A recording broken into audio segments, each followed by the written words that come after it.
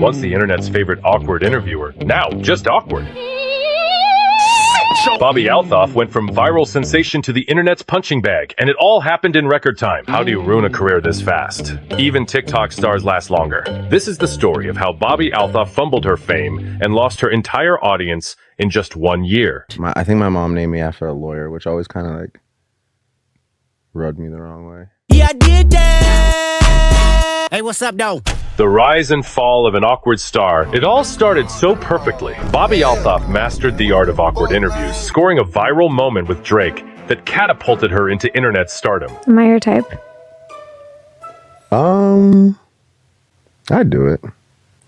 Thank you. But here's the thing about fame. It's a double-edged sword. When the Drake episode mysteriously vanished, rumors started flying, and the internet's obsession with what happened only made things worse. Imagine getting deleted by Drake. That's not a breakup. That's a digital ghosting. But the downfall didn't stop there. The cringe interviews. Hi guys, welcome to the Really Good Podcast with your host, Bobbi Althoff. Bobbi's signature awkward style went from charming to cringeworthy. Interview after interview, she pushed the awkwardness to unbearable levels. And her guests? They weren't having it. You need a little bit of seasoning. You ain't got no seasoning, man. You like a plain piece of chicken just on the thing, you pull it off, and then you serve the dish. You need some motherfucking seasoning, man. You can leave now. This is my hotel. I paid for this motherfucker. You can leave now. I cannot believe my eyes. This isn't quirky, it's painful. I've seen more engaging conversations at the DMV. The TikTok era. Before the podcast fame, Bobbi Althoff was just another TikTok mom, and not exactly relatable. There is nothing more embarrassing than walking around with one of these. Everyone knows how it got there. They know what you did. Wow, Bobbi, really going for that shame but make it quirky vibe, huh? Imagine being that self-aware and still posting it. Yeah, Bobbi, we get it. You've had sex. Groundbreaking. And then there's whatever this is. Weird dances that fall somewhere between mom trying to be cool and I just discovered caffeine. If that's dancing, then I'm Michael Jackson. She was trying to be relatable, but it was more like watching someone's midlife crisis unfold in real time. And yet somehow it worked. She went from this Oh my God, bro. to interviewing A-list celebrities, but not without bringing that same awkward energy along for the ride. Yep, she took that relatable mom cringe and made it her brand. But as we've seen, it was only a matter of time before it all came crashing down. So what you doing for these 2 years? You gonna be a hoe? I have to do a hoe. Yeah. Maybe I will. Oh no, you said you married young and you have your 2 kids already and you're divorced. Isn't that what divorced people do after that? Just sleep around and have fun. The industry plant. From awkward TikTok mom to sitting across from A-list celebrities almost overnight. Yeah, something's not adding up. Call it what you want. Luck, strategy, or the most obvious case of industry plant we've ever seen. I know. You're not an industry plant, right? I am, but You do feel kind of planty. We do have the same manager, so is this I kind know, of isn't that planted? crazy? Feels a bit planty. This is definitely planty. you got here in 5 minutes. It took me 20 years. Hey, it has been a minute. What I think industry plant is, it's like somebody that has been like, that is tied to someone else in the industry and uses those connections to capitalize, and they like have zero talent. I'm not an anythinger. I don't have any talents. How does someone go from weird pregnancy jokes to interviewing Drake? I'll tell you how. Connections, not talent. She didn't climb the ladder, she took the elevator. Here's the thing, people grind for years to build a platform, perfect their craft, and earn their spot. Bobbi, she waltzed in, acted awkward, and suddenly she's interviewing megastars. Yeah, totally deserves that platform. Must be all that hard work on TikTok. She's living proof that you don't need talent, just the right connections. I Kissed Bobbi was cool. Pretty good kisser. Bobbi, although fucked Drake, and that's why she got a divorce. She cool!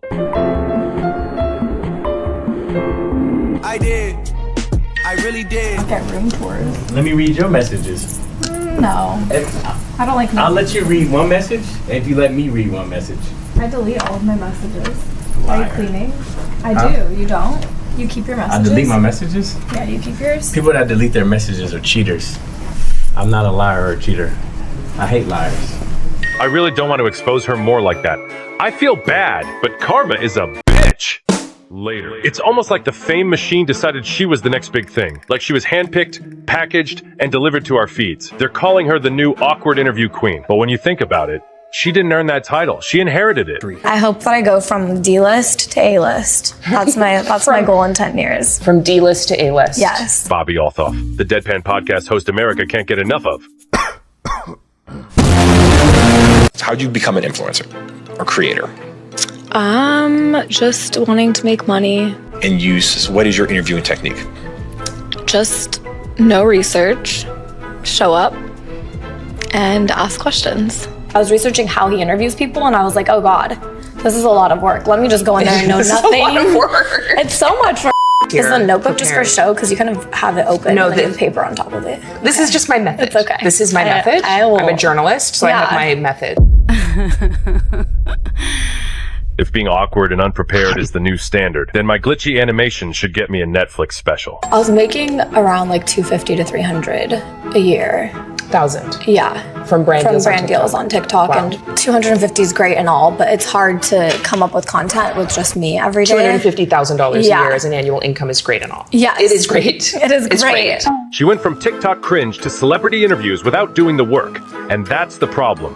When you skip the struggle, you don't learn the game. And just like that, the house of cards starts to fall. The fake NFL romance. Oh no, Bobbi really thought she had an NFL boyfriend until the man himself had to publicly deny her existence. Imagine kissing someone on camera and they still hit you with, "That's not me."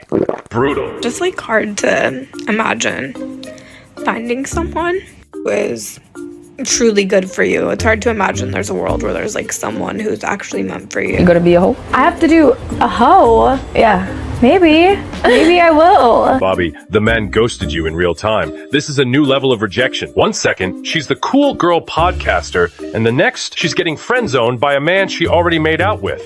If that doesn't sum up her career, I don't know what does. Bobbi's once loyal fans started jumping ship. The charm was gone, and so were the views. Her awkward shtick went from viral gold to internet cringe. Nothing's more tragic than trying to be relevant and failing. Even her followers ghosted her. Ouch. And that's the story of Bobbi Althoff's meteoric rise. And even faster fall, from internet sensation to the most unfollowed creator of the year. Moral of the story, awkward only works when people like you